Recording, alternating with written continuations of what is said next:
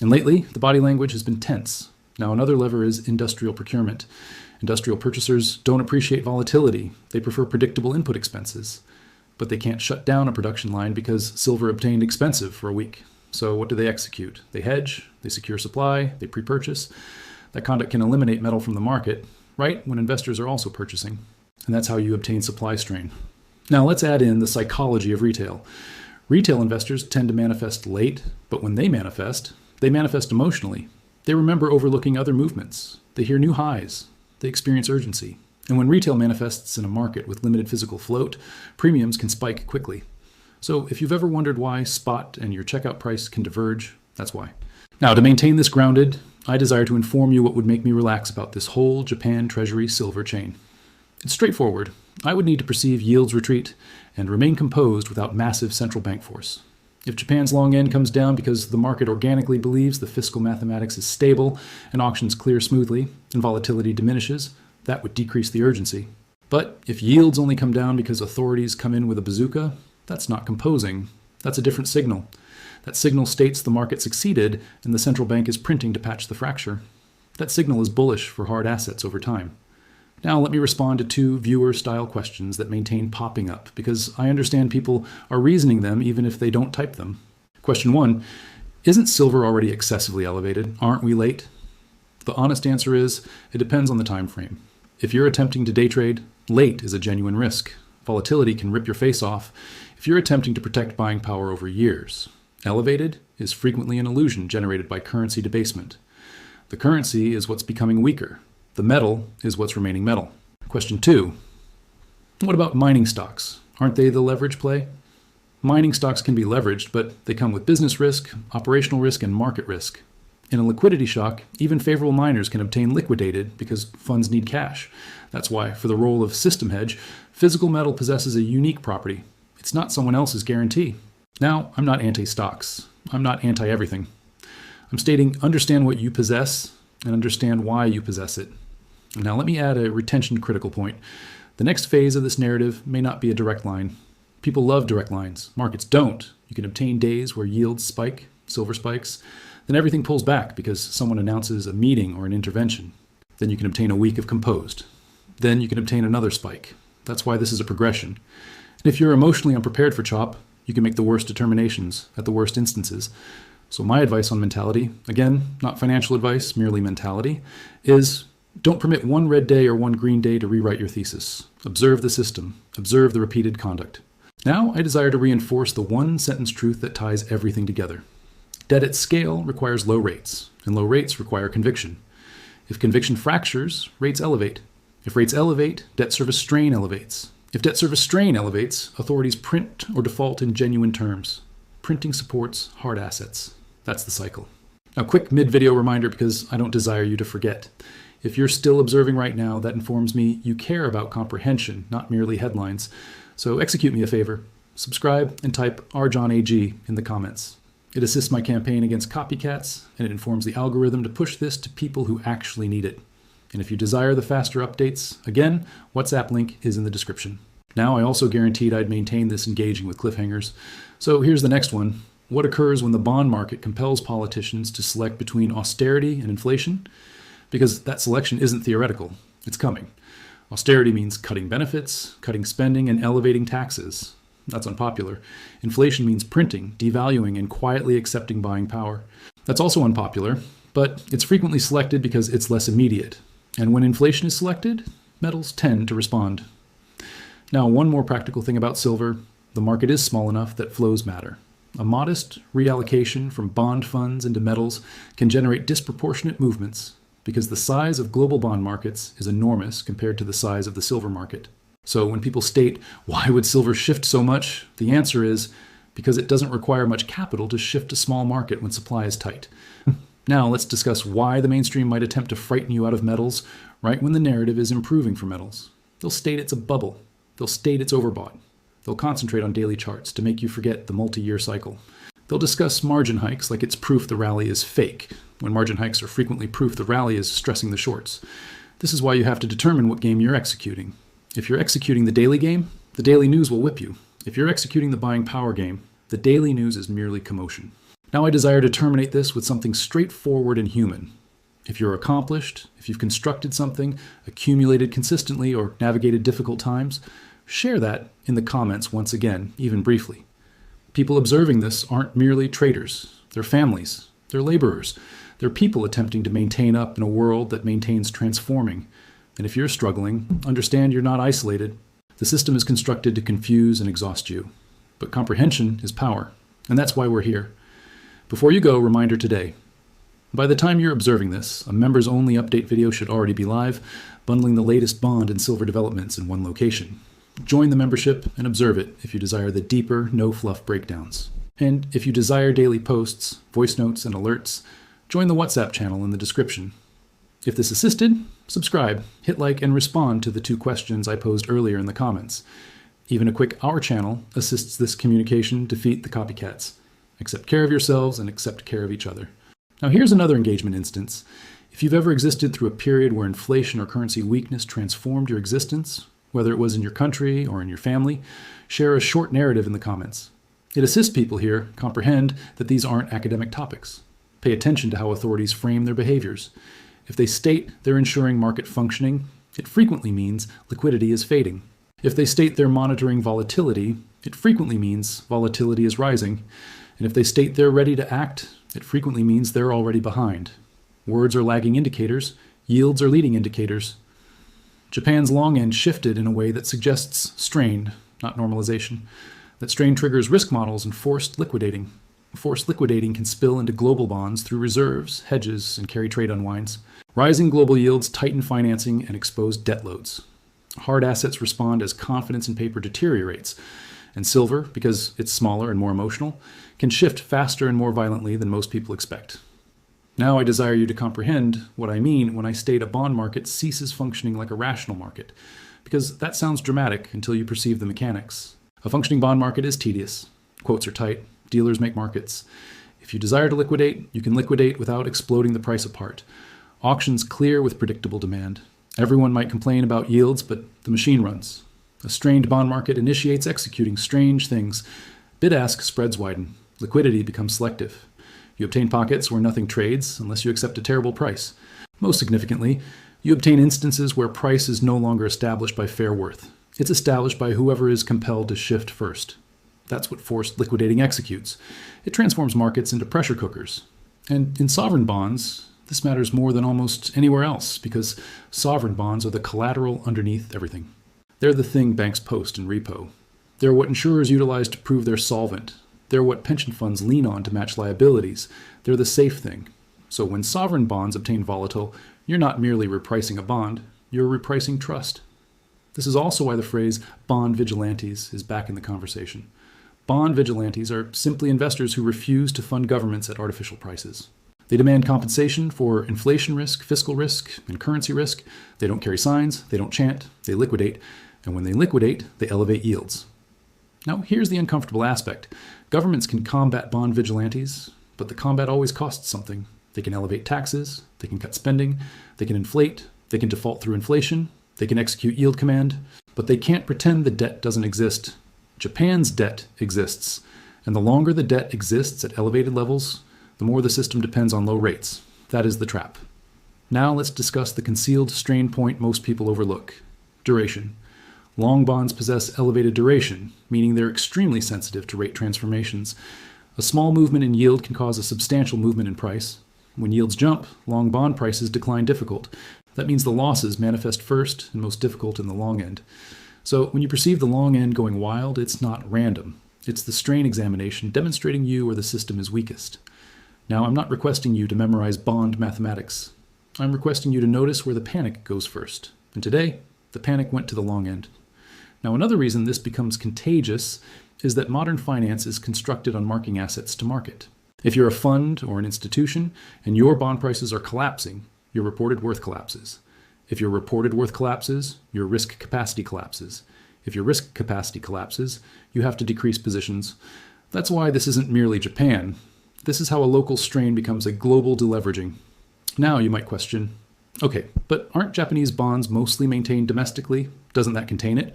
Domestic maintaining assists, but it doesn't immunize. because even domestic holders confront losses, and domestic holders also possess foreign assets. They hedge, they rebalance, they shift, and the instant they shift, the shock leaks out. Now, let me connect this to a very specific mechanism: foreign exchange hedging.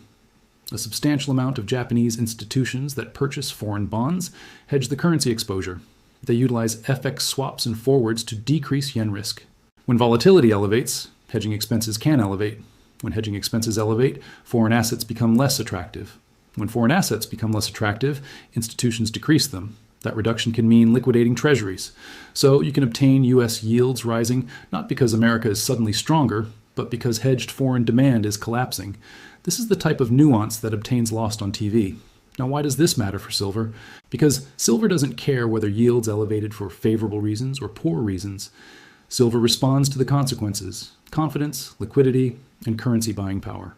If global yields elevate and authorities respond with intervention, that frequently means more currency generation. More currency generation means currency dilution. Currency dilution supports the case for hard assets. Now, the aspect that experience is counterintuitive is that in the early phase, you can sometimes perceive both. Yields elevate and the currency fortifies temporarily. That occurs when global investors scramble for liquidity and repay currency debts. But if authorities later cap yields with printing, the currency can deteriorate. This is why the timeline matters. A short-term liquidity panic can make everything weird. Long-term monetary response tends to favor hard assets, and silver sits right on that fault line. Now I desire to discuss the silver market structure a bit more because it's the distinction between price went up and price can't decline easily. The paper market is dominated by futures, options, and substantial financial flows. It's rapid. It's liquid. It can whip around violently. The physical market is slower. Dealers, refiners, mints, vaults, industrial purchasers, and long-term holders. It doesn't transform on a dime. So when the paper market spikes, physical has to catch up. When physical tightens, paper can be compelled to follow. And the giveaway that physical is tight, it's not a single-day price movement. It's persistent premiums, persistent delivery delays, and persistent narratives of "we're out of stock." If you're perceiving that while silver is ripping, that's not a normal rally. That's a market attempting to discover the price that clears genuine demand. Now I'll provide you a straightforward way to reason about it. If the spot price is the headline, the premium is the body language. Discount rates for equities lean on it. When the long bond elevates, it squeezes everything that was priced for low rates. And after years of low rates, that's basically everything. So if you're observing the bond market and reasoning that's for professionals, you're overlooking the point. Bond markets are where the cost of currency is established, and the cost of currency establishes the price of everything else. Now, here's a subtle but significant thing. When rates elevate because expansion is robust, the system can sometimes handle it. When rates elevate because bond purchasers demand compensation for risk, the system struggles. Today, experience more like compensation for risk than celebration of expansion. That distinction matters. Now I desire to anticipate the central bank will fix it counter-argument. Yes, central banks can purchase bonds, but every time a central bank purchases bonds to cap yields, it's increasing the currency supply and signaling that rates cannot elevate naturally.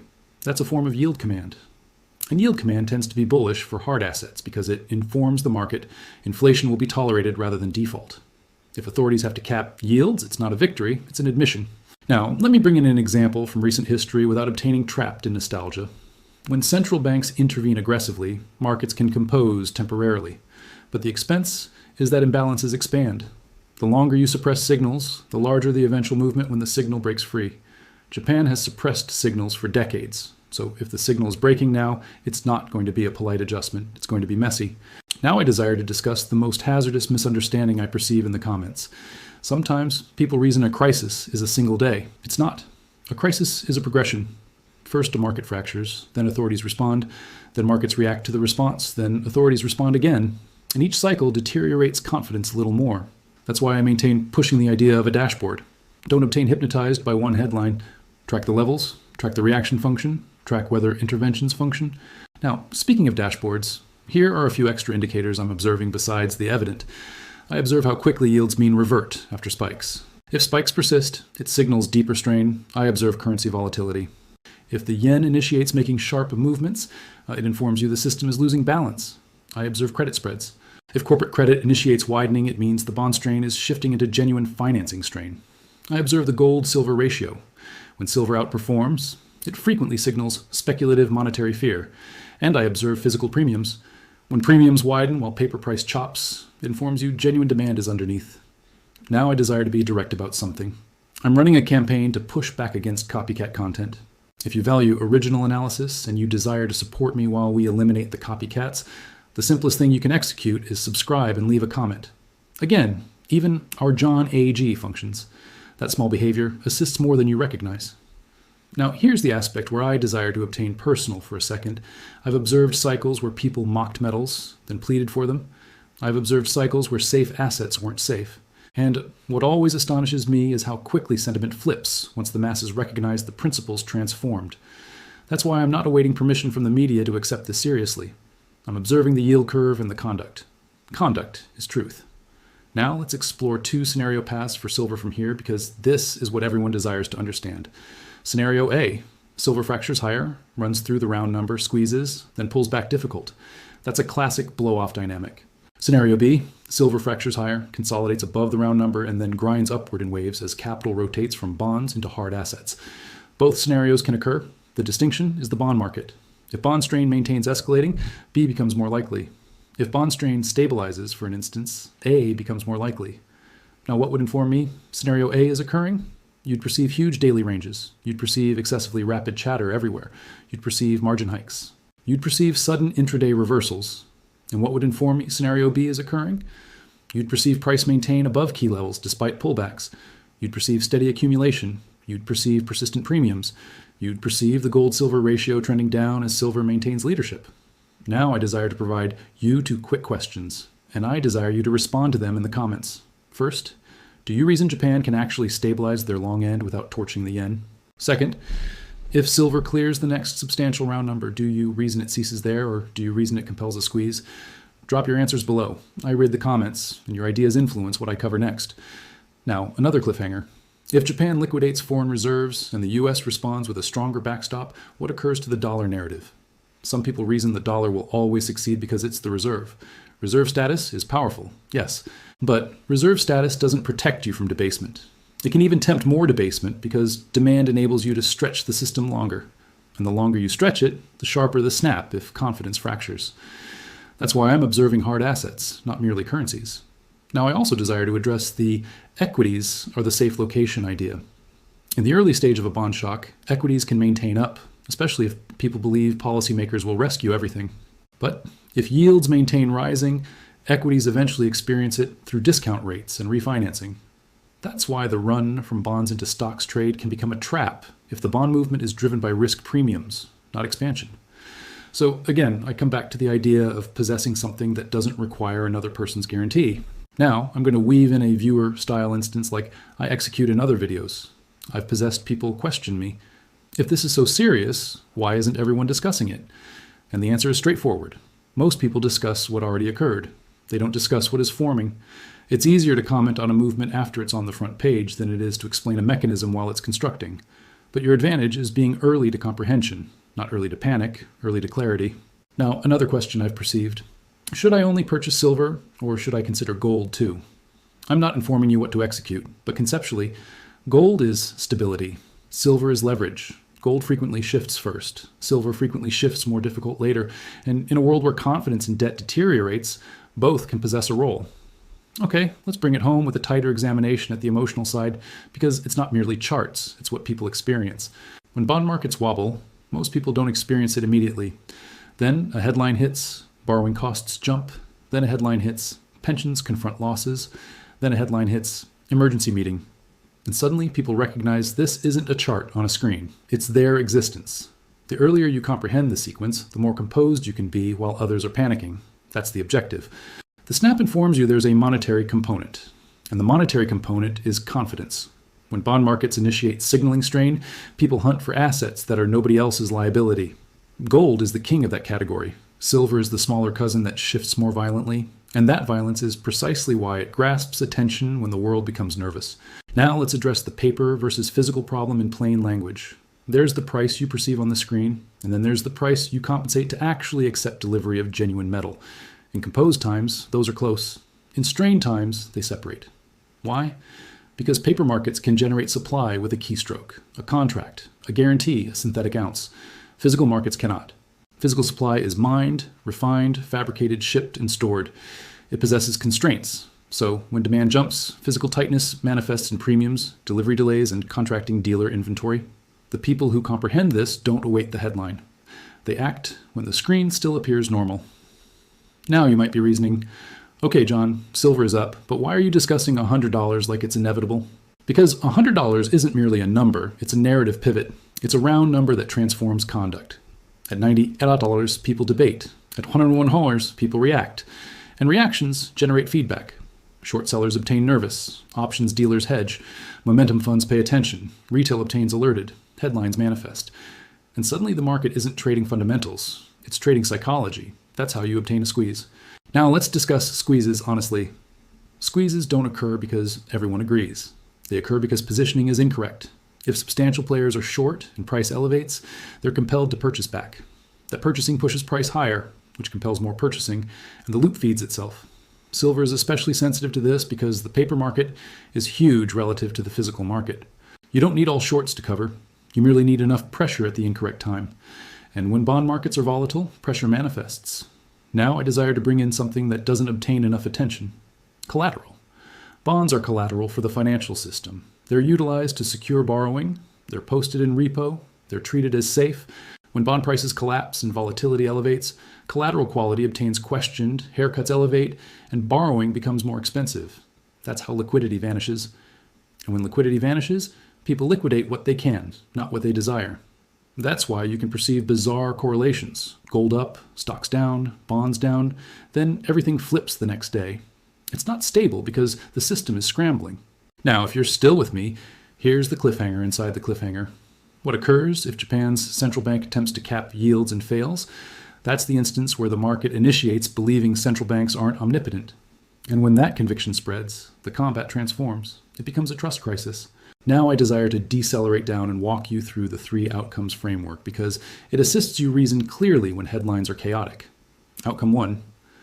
Japan stabilizes yields through aggressive purchasing, and the yen remains relatively stable. This is the soft landing narrative. It requires perfect timing, perfect communication, and a market that still believes. To outcome 2. Japan stabilizes yields, but the yen deteriorates sharply. That's the bond market rescued. Currency strained outcome. It tends to be bullish for gold and silver because the currency signal screams debasement. Outcome 3.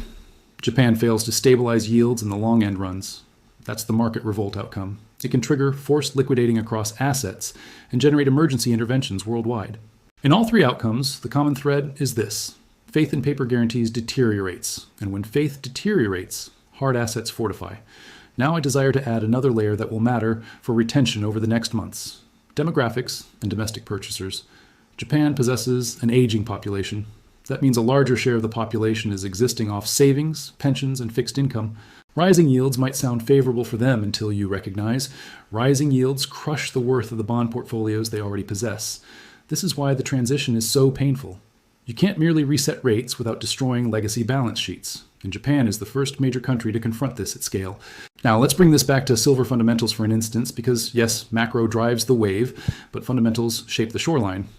Industrial demand isn't a rumor, it's genuine. Silver is utilized in high-efficiency electronics and solar components. The demand doesn't cease because the bond market is nervous, and supply isn't instantly flexible.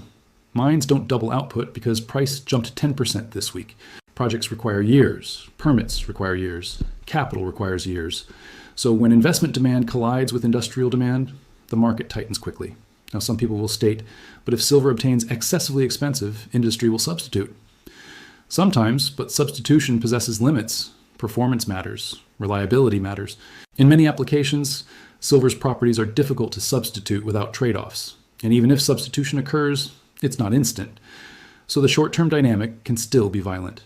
Now I desire to make a practical point that most channels avoid because it's not glamorous. If you're stacking physical, don't await the perfect day. The perfect day is when everyone else is purchasing. That's when inventory is thin, shipping is slow, and premiums are elevated. The tedious days are when you construct. And today's bond signal informs me the tedious days aren't going to last indefinitely. Now this is also why I generated that WhatsApp channel. Markets don't schedule their drama around your free time. When things shift, you desire the update quickly. Link is in the description. Join it. All right, let's discuss the US side again because I desire you to comprehend what U.S. long yields pressing into substantial levels genuinely means. The U.S. long bond is a benchmark for long-term borrowing. Mortgage rates tend to track it. Corporate debt pricing leans on it. Hello, everyone. I need you to concentrate because what I'm about to demonstrate is the type of quiet market occurrence that doesn't experience loud until it suddenly rewrites your entire financial reality. A few hours ago, while the financial media was executing what it always executes, stock tickers, feel-good CEO clips, and the identical recycled optimism, something fractured in Japan's bond market. And when I state fractured, I don't mean a rough day. I mean the type of rupture that usually gets labeled a normalization right up until the instance people recognize the door is already closing behind them. Now, quick note before we go deeper. My YouTube statistics are wild. A huge chunk of people observing these videos haven't subscribed yet. So if you obtain value from what I break down here, hit subscribe right now and drop a quick comment like our John AG, so the algorithm understands you're actually here with me. All right, here's the substantial picture. Japan's government bond market is one of the load-bearing walls of global liquidity. Trillions of dollars of leverage, collateral, and safe assumptions sit on top of it. And today, the price action screamed one communication.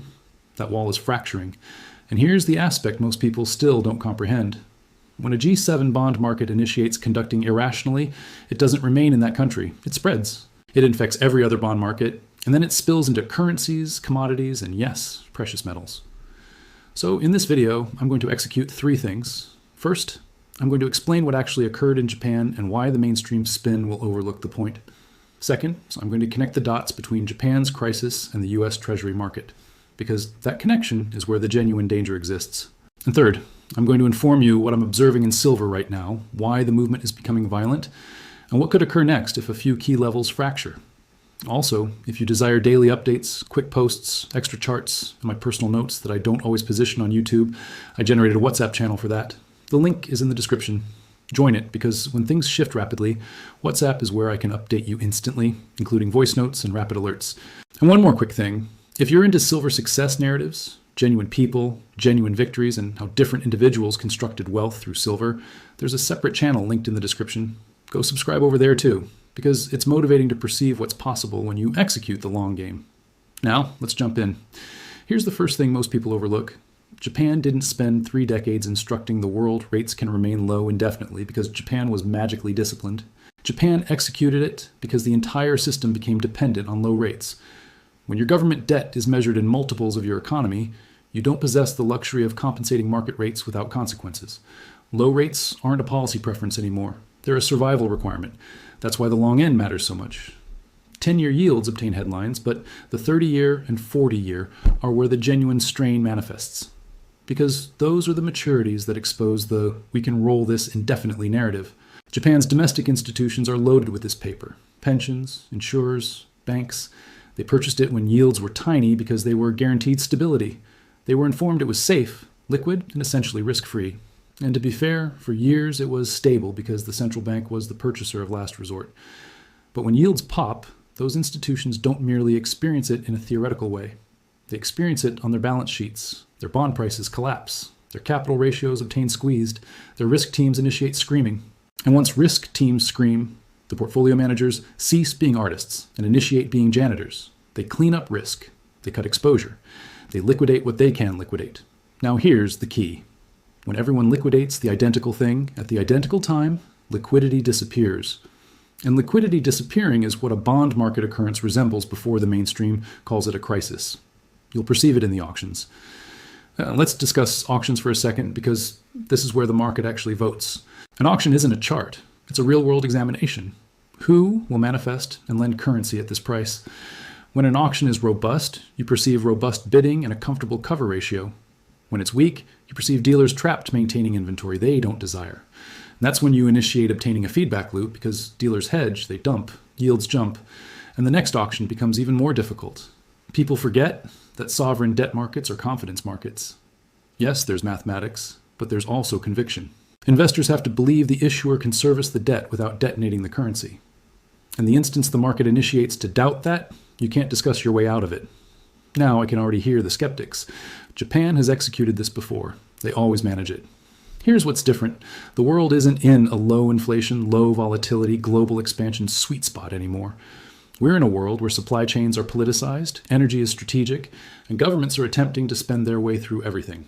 That means inflation risk isn't deceased, it's lurking. And in that world, bond purchasers demand higher compensation. They demand yield, which is the one thing a debt-saturated government doesn't desire to provide.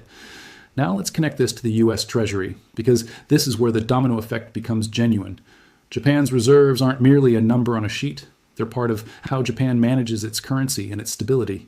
If the yen deteriorates excessively rapidly, Japan has to determine whether to defend it. Defending a currency frequently means liquidating foreign assets to purchase your own currency, foreign assets like treasuries.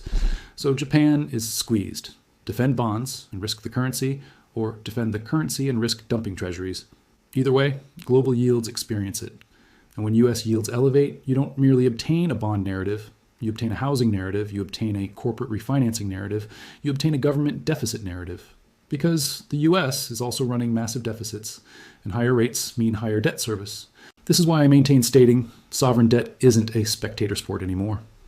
Now let's discuss the carry trade angle, because this is one of the quiet engines behind global asset pricing. For years, Japan's low rates were like a fuel station for global leverage. Borrow cheap in yen, invest in higher yielding assets elsewhere, pocket the spread. That's not a conspiracy, that's finance. But carry trades function until volatility hits and currencies shift the incorrect way. If Japanese yields elevate and the yen shifts violently, carry trades can unwind rapidly. And when carry trades unwind, liquidating doesn't remain in one asset class, it becomes broad. Stocks, credit, emerging markets, anything that was crowded on cheap funding can obtain hit. That's why today's bond movement is more than a bond movement, it's a funding movement. And funding is everything. Now let's make this even more concrete. Imagine you're a Japanese insurer. You possess a pile of JGBs because regulators and tradition informed you it was prudent. You also possess foreign bonds and maybe some equities to obtain yield. Now your JGBs are down. Your risk model states your portfolio is riskier than your limit. Your regulator is observing. Your clients are observing. Your board is observing. You need to decrease risk. You liquidate. But what do you liquidate first? Frequently, you liquidate the most liquid things, and that can be foreign bonds, again, like treasuries. This is why you can obtain a weird situation where a crisis in Japan pushes US yields higher, even if US expansion is decelerating, because it's not about expansion, it's about forced liquidation. Now, let's bring silver back into this, because the way silver is conducting itself isn't random. If silver were shifting purely on industrial demand, it would be smoother. It would be a grind, not a snap.